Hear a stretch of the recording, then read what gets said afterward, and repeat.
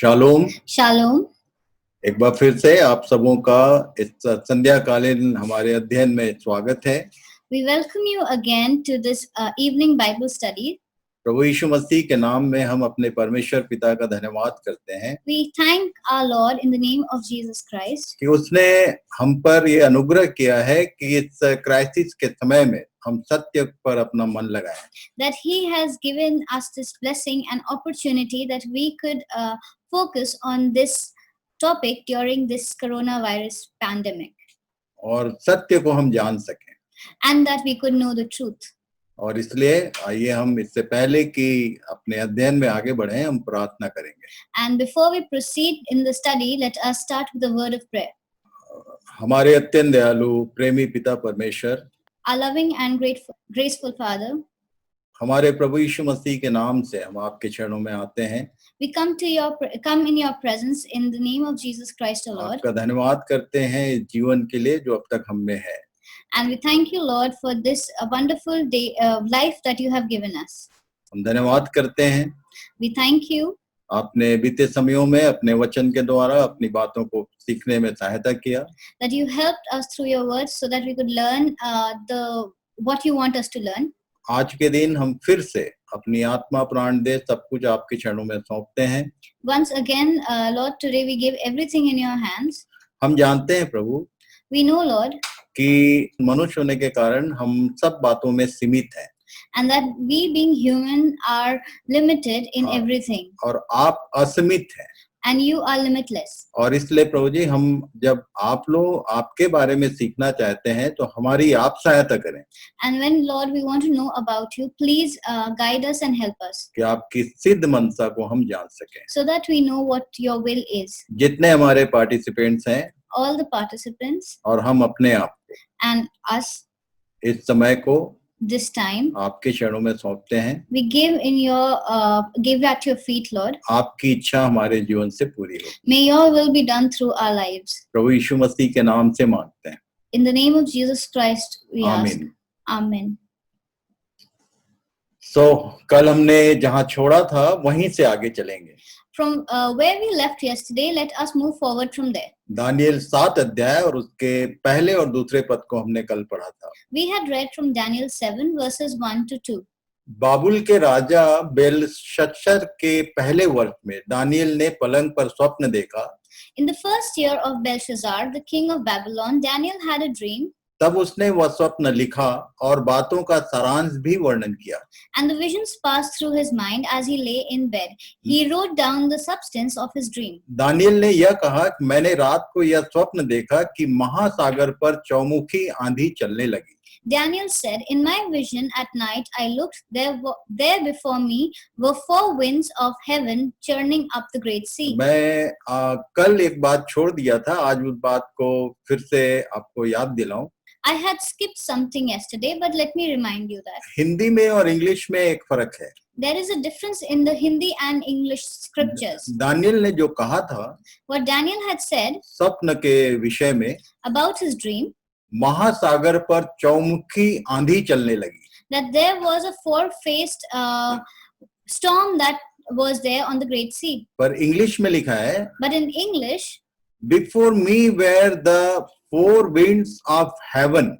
in English it is mentioned, before me were the 4 winds of heaven. और इसलिए मैंने कल आपको समझाया था And that is why I had explained it to कि you, जब आंधी शब्द आती है that whenever a storm is mentioned, तो ये परमेश्वर के क्रोध से जुड़ी हुई बात है। it is something that is connected or related to God's anger. Bible में बार-बार ये बात दोहराया गया है।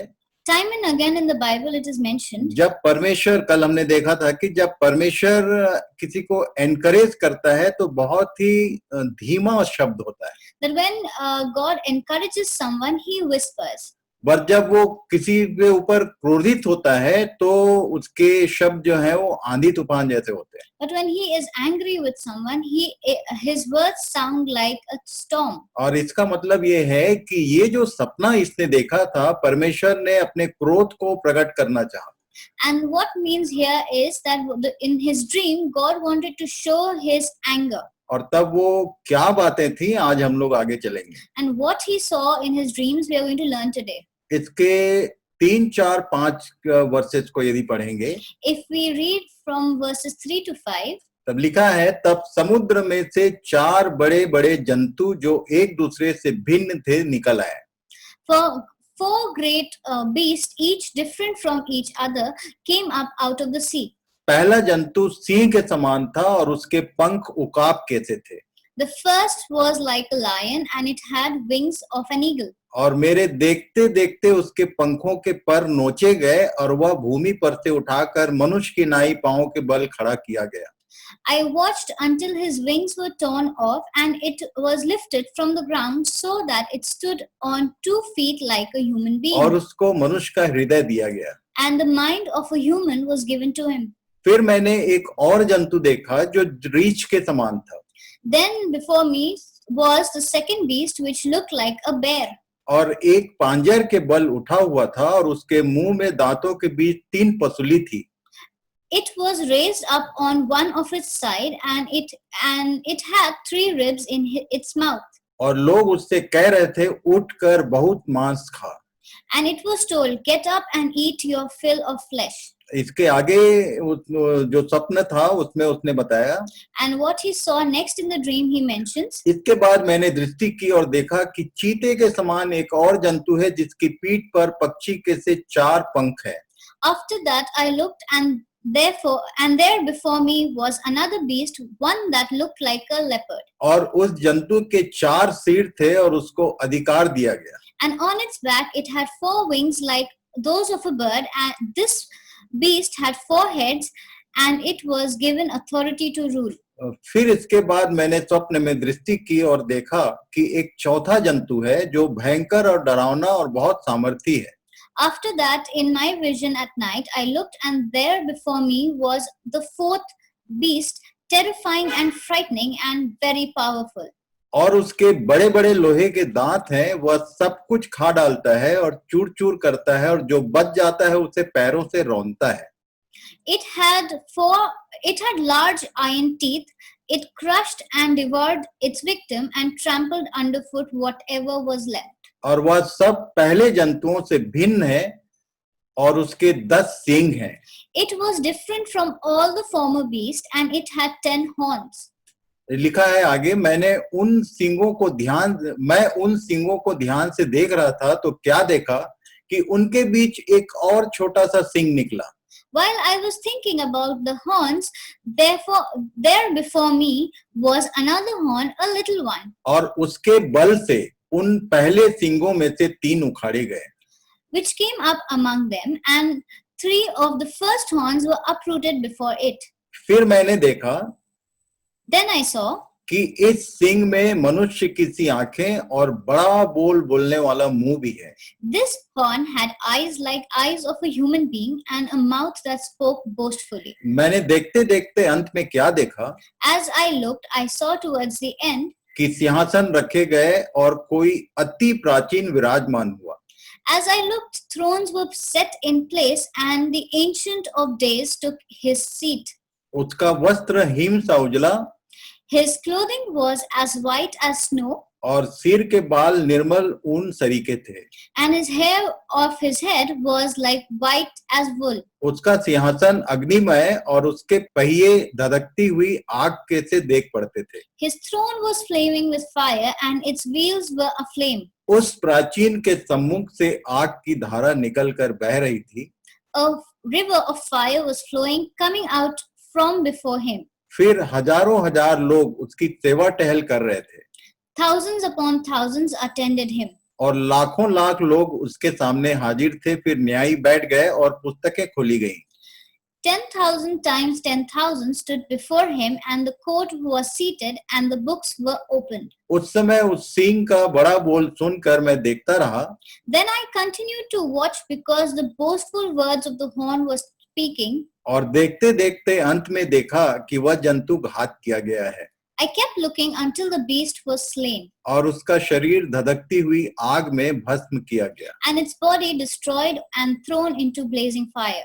और रहे हुए जंतुओं का अधिकार ले लिया गया, The other beasts had been stripped of their authority, परंतु उनका प्राण कुछ समय के लिए बचाया गया. but they were allowed to live for a little period of time. मैंने रात में स्वप्न में देखा, In my vision at night I looked, और देखो मनुष्य के संतान सा कोई आकाश के बादलों समेत आ रहा था, and there before me was one like the Son of Man coming out from the clouds of heaven. और वह उस अति प्राचीन के पास पहुंचा, He approached the Ancient of Days और उसको वे उसके समीप लाए. and was led into his presence. तब उसको ऐसी प्रभुता, महिमा और राज्य दिया गया कि देश देश और जाति जाति के लोग और भिन्न भिन्न भाषा बोलने वाले सब उसके अधीन हो. उसकी प्रभुता सदा तक अटल और उसका राज्य अविनाशी ठहरा. He was given authority, glory, and sovereign power. All nations and people of every language worshipped him. His dominion is an everlasting dominion that will not pass away, and his kingdom is one that will never be destroyed. ये स्वप्न ऐसा था. The dream was such. यदि आप में से कोई ये स्वप्न इस तरह के अजीब अजीब जानवर और कुछ कुछ बातें देखे तो आपका क्या हाल होगा? Now imagine what will you feel or what will you go through if you see such strange beasts in your dream. आगे यही लिखा है. It's written, when we move forward, it is written. Daniel ने 15 पद से आगे इस स्वप्न के बारे में कहा. Daniel said something about this dream from 15th verse मुझ onwards. दानियल का मन विकल हो गया और जो कुछ मैंने देखा था उसके कारण मैं घबरा गया. I, Daniel, was troubled in spirit, and the visions that passed through my mind disturbed me. तब जो लोग पास खड़े थे उनमें से एक के पास जाकर मैंने उन सारी बातों का भेद पूछा. I approached one of those standing there and asked him the meaning of all this. उसने यह कहकर मुझे उन बातों का अर्थ बताया. उन 4 बड़े बड़े जंतुओं का अर्थ 4 राज्य है जो पृथ्वी पर उदय होंगे, परंतु परम प्रधान के पवित्र लोग राज्य को पाएंगे और युगानुयुग उसके अधिकारी बने रहेंगे. So he told me and gave me the interpretation of these things. The 4 great beasts are 4 kings that will rise from earth, and the holy people of the Most High will receive the kingdom and will possess it forever. Yes, forever and ever. मैंने कल निवेदन किया था I had asked you, requested yesterday, कि आप इन दोनों chapters को पढ़ लेना. that you please read the 2 chapters, 7 और 8 अध्याय. chapter 7 and chapter 8. और आगे जो कुछ लिखा है उसको दानियल को इन सब बातों का अर्थ बताया गया. And what is written forward is the interpretation of this vision or dream that he had seen. क्योंकि हम लोग प्रकाशित वाक्य तक जाने वाले हैं. Because we are going to till the book of Revelation, सारे इवेंट जो हैं जो परमेश्वर की ओर से ठहराए गए हैं, जब तक हम इन बातों को नहीं समझेंगे तो हम वहां तक नहीं जा सकते. all the events that are mentioned here, if we do not understand them, we will not understand what is happening in that book. लिखा है कि दानियल ने ये सपने के बारे में कहा कि ये देखने के बाद मेरा मन विकल हो गया और मैं घबरा गया. What Daniel has said is that after this vision, I was really troubled in spirit, and the visions passed through my mind and disturbed me. और तब वो जो पास खड़ा था दर्शन में, स्वप्न में, उससे उसने पूछा था कि इसका अर्थ क्या है, तब उसको बताया गया. Then the person who was standing close to him, he approached him and he asked, and then he was told the meaning or interpretation of the vision. इसके 19 और 20 पद को यदि पढ़ेंगे, If you read verses 19 and 20, तो जो कुछ बताया गया था वो बीच में जो भी मैं छोड़ रहा हूँ उसको आप लोग जरूर पढ़ लेना. whatever I am skipping, please do read it. ये कह रहा था कि मेरे मन में यह इच्छा हुई कि उस चौथे जंतु का भेद भी जान लूं जो और तीनों से भिन्न और अति भयंकर था और जिसके दांत लोहे के और नख पीतल के थे. Then I wanted to know the meaning of the 4th beast, which was different from all the others, and the most terrifying, with iron teeth and bronze claws. वह सब कुछ खा डालता और चूर चूर करता और बचे हुओं को पैरों से रौंद डालता था. The beast that crushed and devoured its victim and trampled underfoot whatever was left. फिर उसके सिर में के 10 सींगों का भेद और जिस नए सींग के निकलने से 3 सींग गिर गए, अर्थात जिस सींग की आंखें और बड़ा बोलने वाला मुंह और सब और सींगों से अधिक भयंकर था, उसका भी भेद जानने की मुझे इच्छा हुई. I also wanted to know about the 10 horns on its head and about the other horn that came up, before which 3 of them fell, and the horn that looked more imposing than the others, and that had eyes and a mouth that spoke boastfully. और मैंने देखा था कि वह सिंह पवित्र लोगों के संग लड़ाई करके उन पर उस समय तक प्रबल भी हो गया जब तक वह अति प्राचीन न आया, और परम प्रधान के पवित्र लोग न्यायी न ठहरे और उन पवित्र लोगों के राज्य अधिकारी होने का समय न आ पहुंचा. As I watched, this horn was waging war against the holy people and defeating them until the Ancient of Days came and pronounced judgment in favor of the holy people of the Most High, and the time came when they possessed the kingdom. उसने कहा, उस चौथे जंतु का अर्थ एक और चौथा राज्य है जो पृथ्वी पर होकर और सब राज्यों से भिन्न होगा और सारी पृथ्वी को नाश करेगा और दांव कर चूर चूर करेगा. He gave me this explanation. The fourth beast is a fourth kingdom that will appear on earth.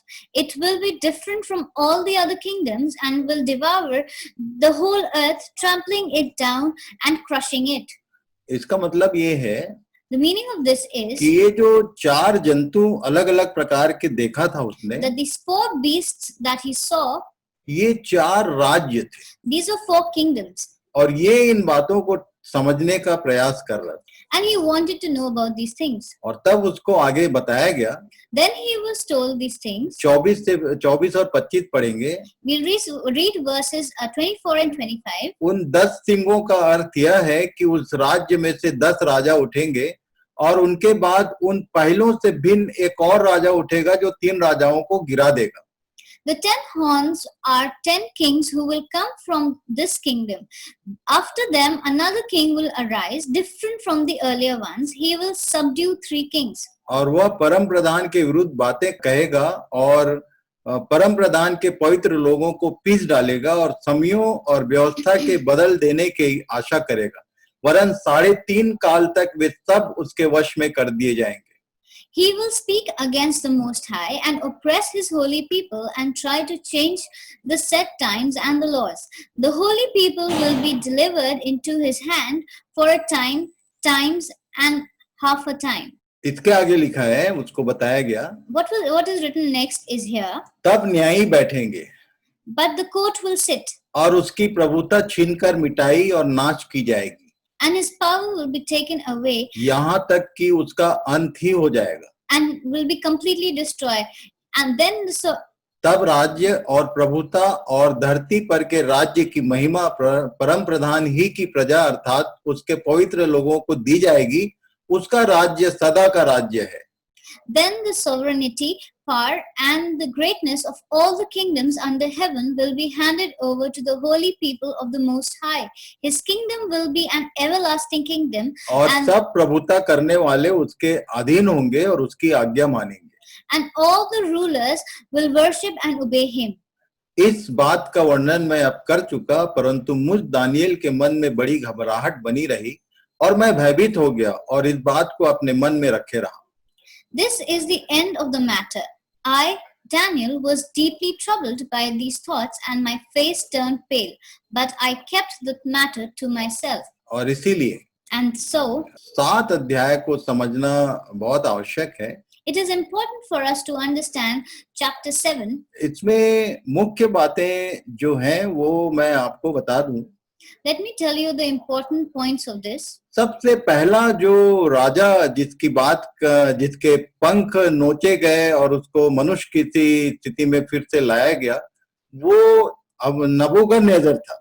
The first beast was Nebuchadnezzar, whose wings were plucked off and the wings were taken off, and he was made to stand like a human. हम लोगों ने कल इस बात पर ध्यान किया था कि कैसे ये अपने राजमहल की छत में टहल रहा था और कैसे इसने ये बात प्रकट किया था कि ये पूरा मेरा बनाया हुआ है, और उसको कैसे परमेश्वर ने उसकी घमंड को नीचे किया और फिर से उसको समझ दी कि परमेश्वर ही है जो सबके ऊपर प्रभुता करता है.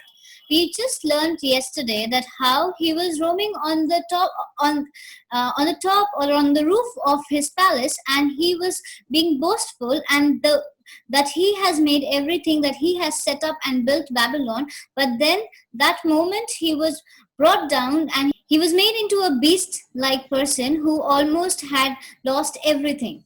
जब तक वो सीख नहीं गया तब तक उसकी वो दशा बनी रही. Till the time he did not learn that it is the Most High who does everything, he was in that state. हम लोग साधारण शब्दों में कई बार बोलते हैं वो उड़ो मत ज्यादा. In many a times we say do not fly too high. जब कुछ लोग बड़ी बड़ी बात करने लगते हैं तो हम लोग बोलते हैं कि वो हवा में उड़ रहा है. When people become very boastful, we often comment that this person is flying in or is on cloud 9. यही फ्रेज उसके लिए बोला गया है. The same phrase was said about कि वो him. जब कह रहा था कि ये जो भी है मेरा बनाया हुआ है तो उसको पशु की नई स्थिति में पहुंचाया गया था. When he was boastful of the creation of about building up Babylon, he was reduced to the state of a wild animal. और उसके बेटे ने क्या किया, उसके साथ ये बाबुल का राज्य जो है वो समाप्त कर दिया गया. What his son did, kingdom of Babylon was brought to an end. वो मंदिर के पात्रों को उसने अशुद्ध किया था और परमेश्वर का सम्मान नहीं किया, इसलिए वो राज्य ही मिटा दिया गया. Because he did not honor God and the vessels of the holy temple, and for that his whole empire was brought down. और इसके बाद की बातें 8 अध्याय में लिखी हुई हैं. And what is next is mentioned in chapter 8. इसको मैं बोलता हूँ कि ये दूसरा दर्शन जो दानियल को दिखाया गया. This was Daniel's second vision. बाबुल के राज्य के समापन के साथ में आगे क्या हुआ वो 8 अध्याय में समझाया गया. What happened after Babylon was perished is written in chapter 8. Daniel 8 अध्याय उसके पहले और दूसरे पद में लिखा है. In Daniel 8 verses 1 and 2 say, बेलशत्सर राजा के राज्य के तीसरे वर्ष में उस पहले दर्शन के बाद एक और बात मुझ दानियल को दर्शन के द्वारा दिखाई गई. In the third year of King Belshazzar's reign, I, Daniel, had a vision after the one that I had already appeared to me. 7 अध्याय में उसने एक दर्शन स्वप्न में देखा. He had seen a vision in his dream in the 7th और chapter. उसके बाद ये दूसरा दर्शन उसको 8 अध्याय में दिखाया गया. Now the second vision was shown to him in chapter 8. ये लिख रहा था, He was writing, जब मैं एलाम नाम प्रांत में शूशन नाम राजगढ़ में रहता था तब मैंने दर्शन में देखा कि मैं उलय नदी के किनारे पर हूं. In my vision, I saw myself in the citadel of Susa in the province of Elam. In the vision, I was beside Ulai Canal. और तब वहां पर उसने क्या देखा? Then what he saw there, मैंने आंख उठाकर देखा कि उस नदी के सामने 2 सींग वाला एक मेढ़ा खड़ा है और उसके दोनों सींग बड़े हैं, परंतु उनमें से एक अधिक बड़ा है और जो बड़ा है वह दूसरे के बाद निकला.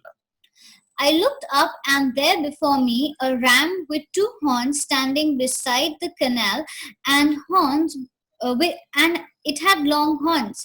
One of the horns was longer than the other, which grew up later. मैंने उस मेढ़े को देखा कि वह पश्चिम उत्तर दक्षिण की ओर सींग मारता है और कोई जंतु उसके सामने खड़ा नहीं रह सकता और न उसके हाथ से कोई किसी को बचा सकता है और वह अपनी ही इच्छा के अनुसार काम करके बढ़ता जाता है.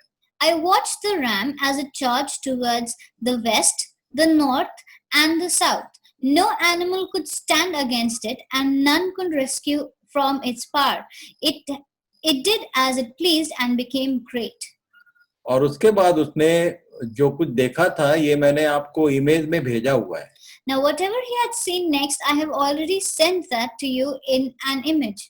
जितनी भी इमेज या जो भी मैं पीडीएफ आपको भेजता हूँ उसको यदि हमारा अपने अध्ययन के समय में आप अपने सामने रखेंगे तो आपको ज्यादा इजी होगा समझने के लिए.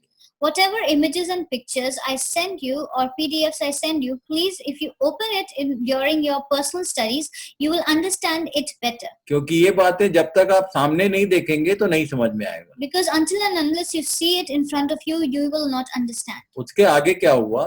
What happened next? 5 और 6 पद पढ़ेंगे. We'll read verses 5 and 6. मैं सोच ही रहा था तो फिर क्या देखा कि एक बकरा पश्चिम दिशा से निकलकर सारी पृथ्वी के ऊपर ऐसा फिरा कि चलते समय भूमि पर पांव न छुआया, और उस बकरे की आंखों के बीच एक देखने योग्य सींग था।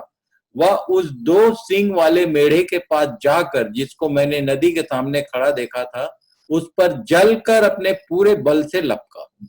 As I was thinking about this, suddenly a goat with a prominent horn between its eyes came up from the west, crossing the whole earth without touching the ground.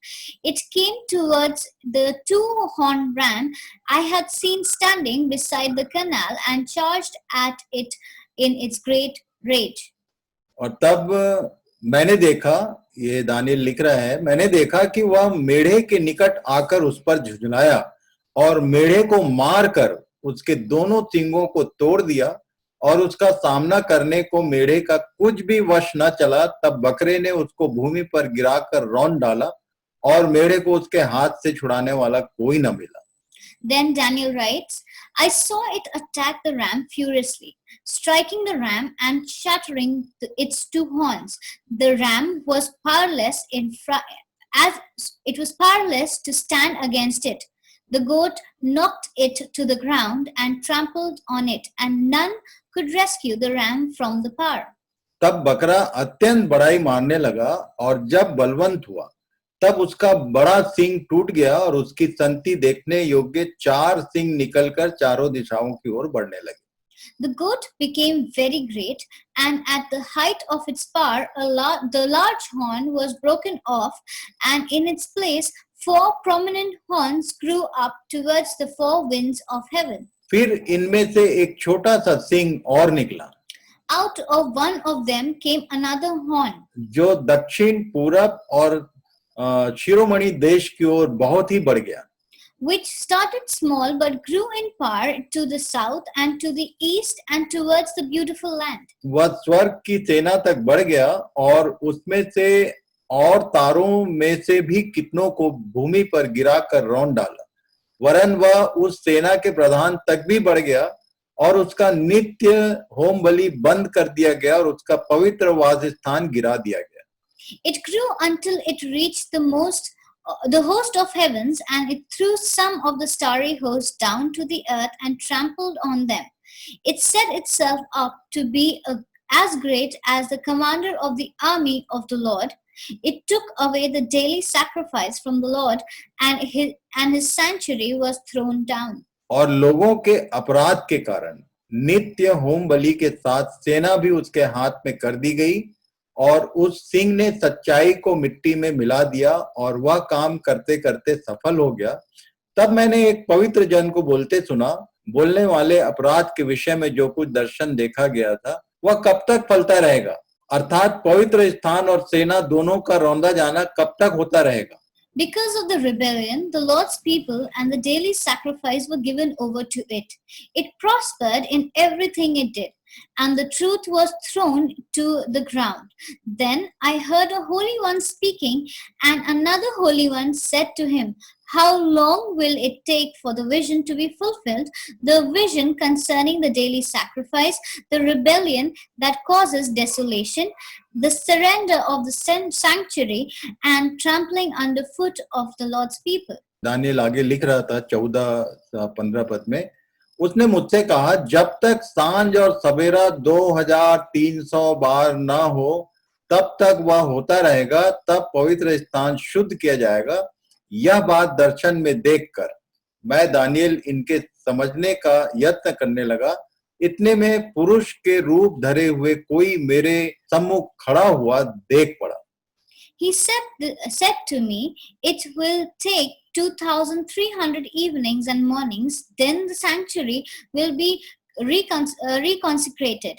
The interpretation of the vision, while I, Daniel, was watching the vision and trying to understand it, there before me stood one who looked like a human. This is what Daniel mentions. तब मुझे उलय नदी के बीच से एक मनुष्य का शब्द सुन पड़ा, जो पुकार कर कहता था, हे जिब्राइल, उस जन को उसकी देखी हुई बातें समझा दे।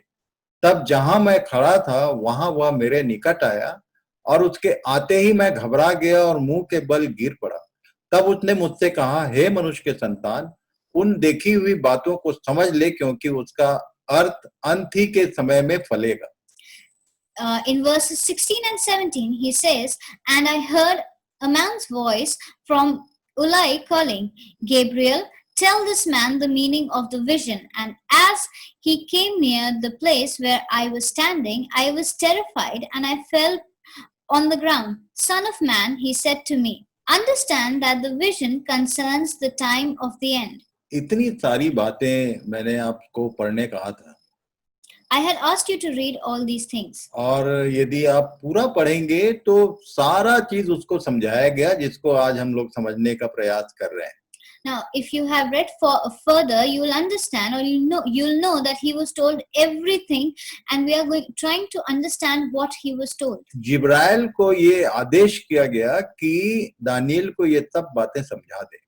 Gabriel was commanded that he had to explain all these things to Daniel. और तब ये जितनी बातें इसको समझाई गई वो हम लोग उसको देखने जा रहे हैं। Now, whatever was explained to him, we are going to learn about that. क्योंकि इन्हीं बातों के कारण खासकर जो मसीही लोग हैं वो दानियल की पुस्तक को जल्दी पढ़ना नहीं चाहते हैं, क्योंकि समझ में कुछ नहीं आता है।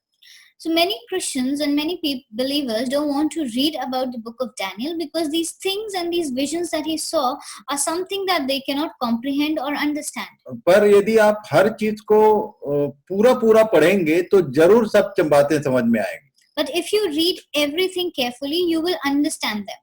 और तब इसने इसको बताया, and then he कि told him, अंत के समय में क्या होने वाला है उसी का जानकारी तुझको दिया गया है। whatever is going to happen towards the end of days, that is all the information that has been given to you. 18 और 19 पद में लिखा है, In verses 18 and 19, it is जब वह written, मुझसे बातें कर रहा था, while he was speaking to me, तब मैं अपना मुंह भूमि की ओर किए हुए भारी नींद में पड़ा था, परंतु उसने मुझे छू कर सीधा खड़ा कर दिया। I was in a deep sleep with my face to the ground, and then he touched me and raised me to my feet. तब उसने कहा, क्रोध भड़काने के अंत के दिनों में जो कुछ होगा वह मैं तुझे जताता हूँ, क्योंकि अंत के ठहराए हुए समय में वह सब पूरा हो जाएगा। He said, I am going to tell you what will happen later in the time of wrath, because the vision concerns the appointed time of the end. 7 अध्याय के 1 पद में हमने इसी बात को समझने का प्रयास किया था। We had tried to understand what was written in chapter 7 verse 1. कि वो जो स्वर्गीय आंधी है वो इस पृथ्वी पर चलने का है। Storm from heaven that was on the earth. और उसका सीधा मतलब मैंने समझाया था एलिया और अय्यूब के विषय में बताकर कि क्रोध का प्रमाण होता है आंधी। And then I had told you about Elijah and Job and explained to you that anger means the storm means the anger of God. परमेश्वर जब क्रोध प्रकट करता है तभी आंधी आती है। When God is angry, only then does he send a storm. और जब सब चीजें नॉर्मल शांति की होती हैं का मतलब ये है कि परमेश्वर हमसे प्रसन्न है। And when everything is calm, that means God is happy with us. और ये अय्यूब और एलिया के साथ हम लोगों ने अध्ययन किया।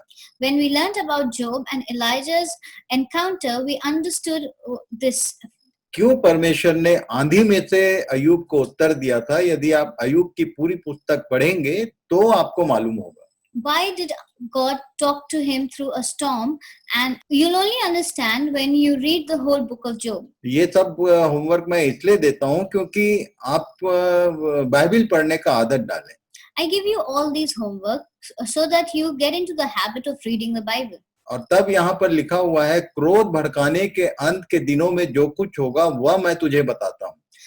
Then it is mentioned here, I am going to tell you what will happen later in the time of wrath, because the vision concerns the appointed time of the end. ये बातें आपको एक बार सुनने से समझ में नहीं आएगी। You might not understand this by just listening it for once. मैंने पिछले 30 सालों में इन बातों में घुसे रहकर इन बातों को समझने का प्रयास किया है, तब मुझे उसने समझाया। I have tried and I have studied about all this for the past 30 years, and then have I understood all this. 20 पद से आगे उसका एक्सप्लेनेशन है। From verses 20 onwards is the explanation of that vision. जिब्राइल ने बताया उसको Gabriel told him कि जो 2 सींग वाला मेढ़ा तूने देखा उसका अर्थ मादियों और फारसियों के राज्य से है। As for the ram that you saw with 2 horns, these are the kings of Media and Persia. और वह रुआर बकरा यूनान का राज्य है। And the goat is the king of Greece. उसकी आंखों के बीच जो बड़ा सींग निकला वो पहला राजा था। The great horn between his eyes is the first king. और तब बाबुल के बाद ये मादी और फारसी लोगों ने कैसे एक ही रात में एक ही झटके में बाबुल का इतिहास समाप्त कर दिया और इन लोगों के हाथ में पूरा राज्य आया, ये इसको हम लोगों ने अध्ययन किया। We've already learned how on just in a matter of one night did the Medo-Persian kingdom came up in place of Babylon. ये इसके पहले मादी और फारसियों के पहले बाबुल जो था वो वर्ल्ड एम्पायर था, वो माउंटेन किंगडम में से पहला था। The first mountain kingdom was Babylon and the next one was the Medo-Persian. ये जो दानियल के पुस्तक में जो माउंटेन किंगडम्स हैं उसकी बात कर रहा हूँ। I'm talking about the mountain kingdoms of the book of Daniel. पहले आप इसको जरूर याद रखना कि सबसे पहला मिस्र है, दूसरा अश्शूरिया है, अश्शूर है। The first actually is Egypt and second is Assyria. पर दानियल की पुस्तक में जो दर्शन है उसमें पहला था बाबुल और उसके बाद दूसरा था मादी और फारसी। But in the book of Daniel, the first is Babylon and the next is the Medo-Persian. और ये भी वर्ल्ड एम्पायर थे। These were also world empires. एक बहुत बड़ा उसके बारे में मैंने खोजने का कोशिश किया तो देखा कि ये सब बड़े बड़े राज्य थे और बहुत बड़े बड़े एरिया को इन्होंने कवर अप किया था। Now, I tried to find out about these empires and kingdoms and I got to know and I realized that these were very, very big in areas and also they had a very strong presence. और तब इनको खत्म किया रुआर बकरा यूनान का राज्य। Then these came to an end or were brought to an end by the goat, that is by Greece. और रुआर बकरा जो है उसकी आंखों के बीच जो बड़ा सींग निकला वह पहला राजा था। And the goat which had a great horn in the middle of his eyes was the first king. आपके लिए एक विशेष जानकारी की बात बता दूं मैं। Let me tell you something important. ये जो सींग है, this horn, बकरे के आंखों के बीच बड़ा सींग जो पहला राजा था, ये कौन था? The great horn between the eyes of this goat, who was this king? Bharat देश तक आया था। He had come up to the borders of India. जिसको सिकंदर महान के नाम से हम जानते हैं। We know him as Alexander the Great. और तब लिखा है कि ये जो सिकंदर है, ये भी आखिर एक दिन मारा गया। It is mentioned that he also died very soon. आगे लिखा है, it is mentioned, वह सींग टूट गया। As for the horn that was broken, और उसकी संति 4 सींग और निकले। In place of which 4 others arose. ये अकेला जो सिकंदर महान था, इसने यूनान का राज्य स्थापित किया था और उसके बाद, उसके जाने के बाद, उसके मारे जाने के बाद 4 सींग और निकले।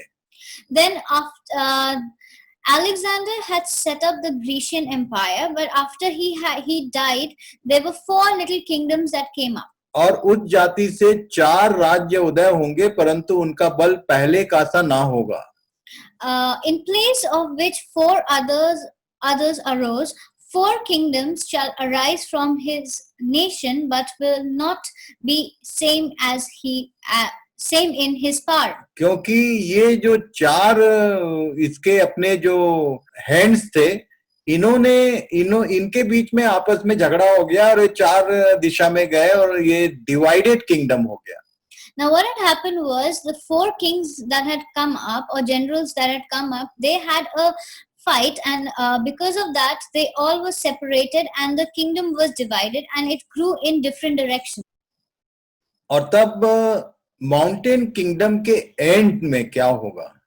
And what will happen towards the end of the mountain kingdoms? यहाँ लिखा है 8 के 23 और 24 पद में, in chapter 8 verses 23 and 24 mentioned, उसके पहले वाक्य के कुछ शब्दों को आप नोटिस करके रखिए।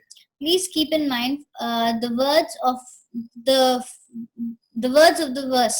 बल्कि उसको आप अंडरलाइन कर लीजिए अपने बाइबल में, तो इसको समझने में इजी होगा.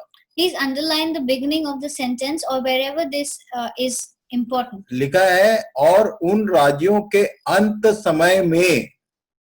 In the latter part of their reign, ये जो राज्यों का अंत समय कह रहा है, ये जो माउंटेन किंगडम जिसके बारे में प्रकाशित वाक्य लिखा है, उसके अंत में क्या होगा, उसके बारे में यहाँ से ये जोड़ रहा है. Now what is mentioned over here is about the end of the mountain kingdoms. This is connected or linked with the end of the mountain kingdoms of Revelation 2. यहाँ लिखा हुआ है, It is written over here, जब अपराधी पूरा बल पकड़ेंगे, when rebels have become completely wicked, तब क्रूर दृष्टि वाला और पहली बुझने वाला एक राजा उठेगा. a fierce looking king, a master of intrigue, will arise. उसका सामर्थ बड़ा होगा, परंतु वह उस पहले राजा का सा नहीं, और वह अद्भुत रीति से लोगों को नाश करेगा और सफल होकर काम करता जाएगा और सामर्थियों और पवित्र लोगों के समुदाय को नाश करेगा. He will become very strong, but not by his own power. He will cause astounding devastation and will succeed in whatever he does. He will destroy those who are mighty and the holy people. ये Holi people जो बोलता है बार बार, पवित्र लोग, ये कुछ नहीं, परमेश्वर के जो इजरायली लोग थे उनको पुराने नियम में पवित्र लोग कहा गया. The holy people mentioned time and again over here are no one else but the Israelites, the people of God that are mentioned here. और इन्हीं को माइटी पीपल भी कहा गया. सामर्थी लोग होते थे, ये जहां जाते थे वहां जीतते थे. They were called the mighty people also because they had the grace of God and wherever they went they would win. आप यदि राजाओं की पुस्तक और इतिहास को पढ़ेंगे तो आप देखेंगे कि जहां जहां ये लोग जाते थे और इनके साथ में वो संदूक होता था, और संदूक यदि गया है युद्ध के मैदान में तो ये हमेशा जय पाते थे. If you read in the book of Kings and in the Chronicles, you will know that wherever they went and whenever the Ark of the Covenant was there with them, they always won. पर यहाँ लिखा है कि ये जो अंतिम राजा आएगा, ये इन सामर्थी और पवित्र लोगों के समुदाय को नाश करेगा. But here it is mentioned that this last king will come and destroy even the holy people. ये लाइन कैसे पूरा होगा, ये प्रकाशित वाक्य में जाएंगे तब समझ में आएगा. How will this be accomplished is mentioned in book of Revelation. ये जो 8 माउंटेन किंगडम है, इसमें सबसे अंतिम जो होगा उसी को हम लोग एंटी क्राइस्ट के नाम से जानते हैं. The last of the mountain kingdoms, the last one of them is the one we call the Antichrist. और उसके विषय में ये यहाँ से इसने दर्शन में देखा था कि अंत में क्या होगा. He had seen about the Antichrist over here and what will happen to him at the end. और उसके बारे में आगे लिखा है, and what he mentions forward 25 और 26 पद देखिए. In verses 25 and 26, उसकी चतुराई के कारण उसका छल सफल होगा. He will cause deceit to prosper. और वह मन में फूल कर निडर रहते हुए बहुत लोगों को नाश करेगा. वह सब हाकिमों के हाकिम के विरुद्ध भी खड़ा होगा, परंतु अंत को वह किसी के हाथ से बिना मार खाए टूट जाएगा. And he will consider himself superior. When they feel secure, he will destroy many and take his stand against the prince of princes. Yet he will be destroyed, but not by human power. सांझ और सवेरे के विषय में जो कुछ तूने देखा और सुना है वह सच है, परंतु जो कुछ तूने दर्शन में देखा है उसे बंद रख, क्योंकि वह बहुत दिनों के बाद फलेगा. The vision of the evenings and mornings that has been given to you is true, but seal up the vision, for it concerns the distant future. इन सब बातों को मैं इसलिए पढ़ा रहा हूँ क्योंकि ये कंप्लीट प्रकाशित वाक्य तक ये सब बातें ले जाके जोड़ती हैं. I am telling you about all these things because all these things are connected and linked with Revelation. और तब इन बातों को जब इसने सुना, And when he had heard all of this, तो 27 पद में लिखा हुआ है, it is mentioned in the in 27th verse, तब मुझ दानियल का बल जाता रहा और मैं कुछ दिन तक बीमार पड़ा रहा. I, Daniel, was worn out and I lay exhausted for several days. तब मैं उठकर राजा का कामकाज फिर करने लगा, परंतु जो कुछ मैंने देखा था उससे मैं चकित रहा, क्योंकि कोई उसका अर्थ समझाने वाला न था. Then I got up and went about the king's business. I was appalled by the vision. It was beyond understanding. ये जो आखिरी में जो कुछ होगा, इसके विषय में उसको समझाने वाला कोई नहीं था. What will happen towards the end? There was no one to explain him that. और 12 अध्याय में जब हम पहुंचेंगे तो देखेंगे कि उसने निवेदन एक बार फिर से रिक्वेस्ट किया था कि अंत फल क्या होगा, ये मुझको समझा दे. When we reach chapter 12, we will understand, or we will learn, that he was the one who he asked again that he wanted to know what is happening. पर दानियल को कहा गया कि ये मुहर बंद है, अंत के दिनों में ये सब खुलेगा. He wanted to know about the end of days, but he was told that this has to be kept a secret. ये अभी भेद है, ये अंत के समय के लोगों के लिए खोला जाएगा. It is a secret for you right now. It is not for you to know, but it will be known to the people towards the end. और मैं आपको बता दूं कि हम ही लोग वो लोग हैं जो बिल्कुल अंत के समय में रहने वाले लोग हैं. And let me tell you that we are the ones who are there towards the end. और इसलिए परमेश्वर ने हम पर अनुग्रह किया है कि हम इन बातों को ठीक ठीक समझे, क्योंकि उसने कहा था कि अंत के समय में मैं इन बातों को खोलूंगा. And we should be thankful to God that He has given us this. He has been graceful and has told us to know about these things, because He had told Daniel that He will tell the people to the people in the end of days. Daniel एक अच्छा शास्त्रों का पढ़ने वाला था. Daniel was a good scholar. 9 अध्याय में जाएंगे तो वहां पर मैं बताऊंगा आपको. When we go to chapter 9, I'll tell you over there. वो प्रोफेसीज में बड़ा इंटरेस्ट रखता था और प्रॉफिट्स की किताबों को पढ़ता रहता था. He had an interest in the prophetic matters, and that is why he used to read the book of the prophets very well. पर उसको खुद को ये सब बातें पूरी बात नहीं समझ में आ रही थी कि आगे क्या क्या ये कह रहा है. But he could not understand what was happening or what will happen towards the end of days. पर आज हमारे पास लिखित में सब कुछ है. But we have everything in written. उस समय यदि प्रकाशित वाक्य होता तो दानियल को भी सब चीज मालूम हो जाता.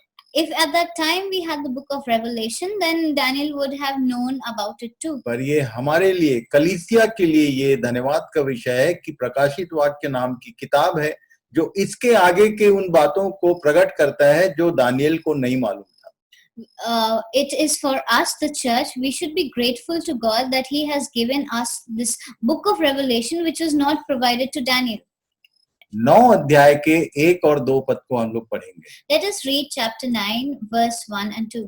लिखा है, मादी शेर्स का पुत्र दारा, जो कसदियों के देश पर राजा ठहराया गया था, उसके राज्य के पहले वर्ष में मुझ दानियल ने शास्त्र के द्वारा समझ लिया कि यरूशलेम की उजड़ी हुई दशा यहोवा के उस वचन के अनुसार जो यिर्मयाह नबी के पास पहुंचा था, कुछ वर्षों के बीतने पर अर्थात 70 वर्ष के बाद पूरी हो जाएगी.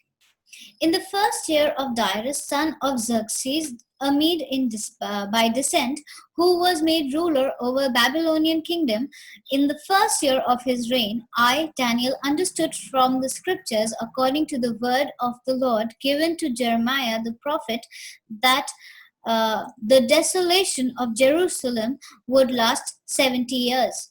हम लोगों ने अभी तक देखा, we have seen till now, बाबुल का राज्य, we have seen the kingdom of Babylon, मादी फारसी राज्य, the Medo-Persian kingdom, और यूनान का राज्य, and the kingdom of Greece. और तब यूनान के बाद आया था रोम.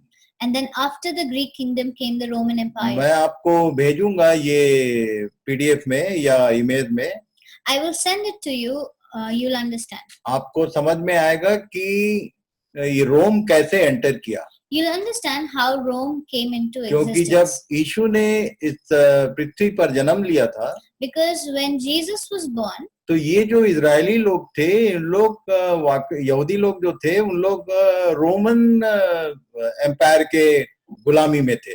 these Israelites or Jews were under the kingdom of the Romans. ये जो 7 गुणी ताड़ना की बात बोला था, वो ताड़ना के समय में ही चल रहे थे.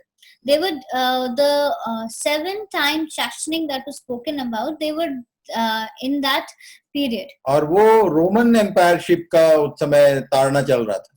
The torment of the Roman Empire was going on. और बहुत ही डेंजरस लोग होते थे रोमन लोग. And the Romans were very ferocious. रोम की शुरुआत कैसे हुई और एक्चुअल रोमन एम्पायर कैसे बना, इसका डिटेल मैं आपको भेजूंगा, लिख लेना.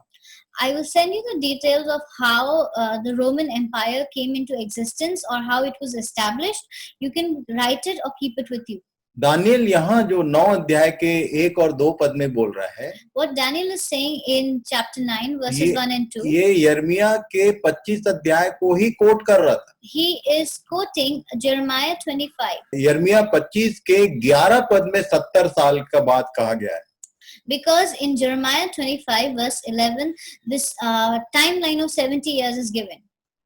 लिखा है, It is written, मादी छेर्स का पुत्र दारा, the जो कसदियों के देश पर राजा ठहराया गया था, in the first year of Darius, son of Xerxes, a Mede by descent, who was made ruler over Babylonian kingdom, उसके राज्य के पहले वर्ष में मुझ दानियल ने शास्त्र के द्वारा समझ लिया. in the first year of his reign, I, Daniel, understood from the scriptures. मैं आप सबों को एक बार फिर से बता दूं. Let me tell you once again. हो सकता है कि आप स्वप्नदर्शी हो, Maybe you see visions. हो सकता है कि पवित्र आत्मा का बहुत प्रकाश मिलता हो. Maybe you might be enlightened with the Spirit. Daniel के कैरेक्टर के बारे में आपको बताना चाहता हूँ. Let me tell you about the character of Daniel. ये सब बातों को बूझने और सब बातों को जानने में प्रवीणता इसको क्यों मिली थी?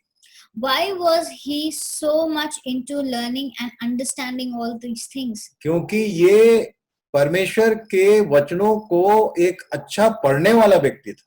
Because he was because he wanted to read and he read a lot about the scriptures. ये खुद भी भविष्यवक्ताओं की लाइन में है. He himself was a prophet. पर यिर्मयाह भविष्यवक्ता की किताब को ये पढ़ता था. But he used to read the book of Jeremiah.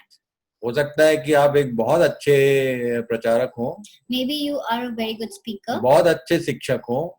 You might be a very good educator. आप जितने लोग मेरे आसपास रहते हैं वो जानते हैं कि मैं अभी भी परमेश्वर के वचन को पढ़ता हूँ. And all of you who are close to me know that even today I read the book of जबकि आज के दिन मैं कह सकता हूँ कि परमेश्वर का पूरा वचन मेरे हृदय में लिखा हुआ है. But I can say it that the whole Bible is imprinted in my mind and heart. बहुत सारे लोग जो हैं वो पूछते हैं कि अंकल ये कहाँ लिखा है और ये कहाँ लिखा है, और ये मैं कई बार ये करता हूँ कि एक लाइन में बताता हूँ यहाँ लिखा है. I have done this many a times when people ask me what is written where, and I can tell you and quote where it is written. उसके बाद भी मैं परमेश्वर के वचन का एक पढ़ने वाला व्यक्ति हूँ अभी भी. And after this also I keep reading the word of God. Daniel को देखिए, Look at Daniel. वो सपनों का अर्थ बताता था. He used to interpret dreams. वो दर्शन की बात कहता था. He was the one who saw visions. उसके बावजूद ये एक अच्छा शास्त्र का अध्ययन करने वाला था. After this or beyond that also he was the one who read and understood the scriptures. Specially जो जवान लोग हैं, Especially the young, उनसे मैं निवेदन कर, I would request them. ये हमारे जैसे एक जवान था. He was a young man. मेरे जैसा नहीं, आपके जैसे. Not like me but like you. वो ये एक ऐसा जवान था जो अपने जवानी के दिनों में ही ये बाबुल की बंधुआई में गया. He was a young man who was taken under slavery or under bondage by Babylon. पर ये परमेश्वर का वचन इसके पास था. ये इस बात का प्रमाण है कि दारा के दिनों में उसने शास्त्र के द्वारा समझ लिया.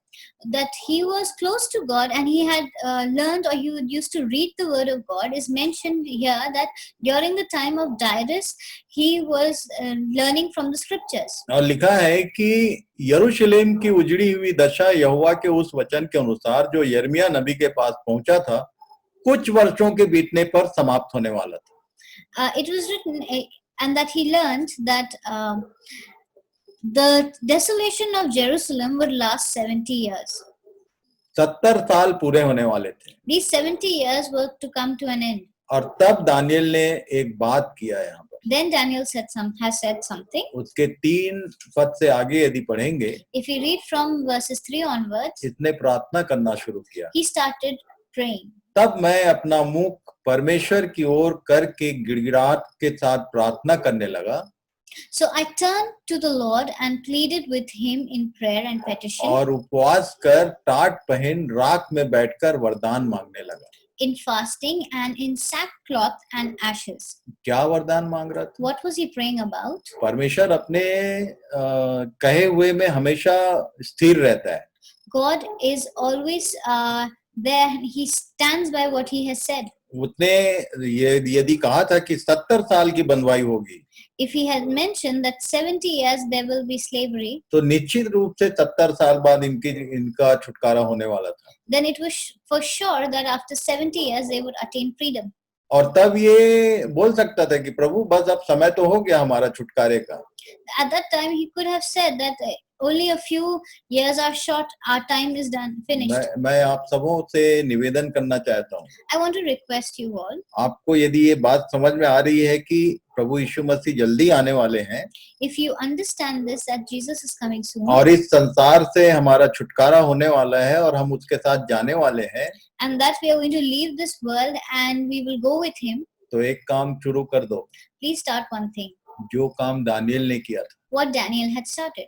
गिड़गिड़ाहट के साथ प्रार्थना कर रहा था, उपवास कर रहा था, टाट पहनकर राख में बैठकर वरदान मांगने लगा और मैंने अपने परमेश्वर यहोवा से इस प्रकार प्रार्थना की और पाप का अंगीकार किया। हे प्रभु, तू महान और भय योग्य परमेश्वर है, जो अपने प्रेम रखने और आज्ञा मानने वालों के साथ अपनी वाचा को पूरा करता और करुणा करता रहता है। If you want, you must do what Daniel did, that is basically plead and pray in petition to God while fasting and in sackcloth and ashes, saying and praying like he did. I prayed to the Lord my God and confessed, Lord, the great and awesome God, who keeps his covenant of love with those who love him and keep his commandments. इसको मैं यहाँ से आगे आपके लिए छोड़ रहा हूँ। Now I'm going to leave this from here onwards on you. आगे को आप पढ़ लेना। Please read. आज हमारा समय पूरा हुआ। Our time is up for today. Daniel ने ये क्या प्रार्थना किया था? What was this prayer of Daniel? इसने कोई पाप नहीं किया था, पर सारे लोगों के पाप को अपने ऊपर लेकर याजकीय प्रार्थना कर रहा था। Now he was confessing and praying and pleading to God. Now he was not the one who had sinned, but he had taken the sin of everyone on him and he was pleading to God. ये तो यहाँ तक faithful था कि उसने राजा के मेज पर के भोजन को भी रिजेक्ट कर दिया था। Now he was faithful so much that he had rejected the food on the table of his king.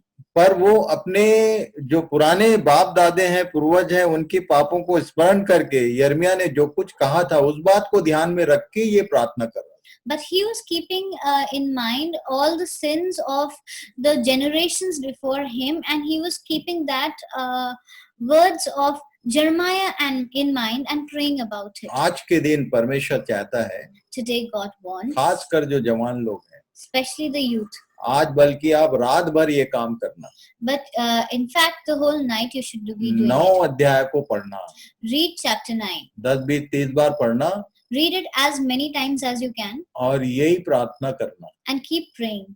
ये मैं फिर से कह रहा हूँ, I am telling this again. Daniel को पाप अंगीकार करने की जरूरत नहीं थी क्योंकि उसका कैरेक्टरिस्टिक ऐसा था।